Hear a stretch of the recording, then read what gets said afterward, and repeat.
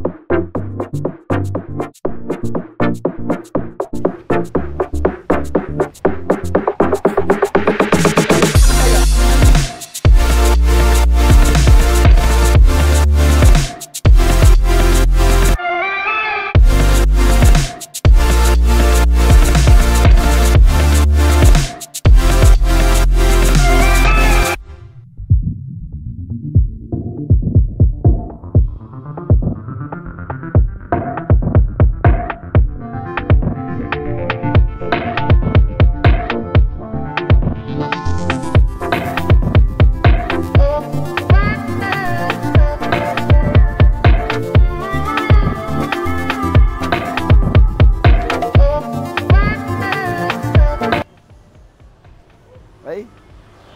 So ito yung mga dumating natin mga kuys. Meron tayong dumating na Click B3, Mio Sporty, Aerox B2, M3, Click B2, Click B3 na white. So lahat to available to soon mga kuys. Gagawin muna natin. At aayusin siyempre ay may maintenance, palitan yung dapat palitan. Okay? Ang mga naghanap nga pala ng second hand unit na quality, siyempre may warranty. At may mga pa-surprise freebies pa mga kuys.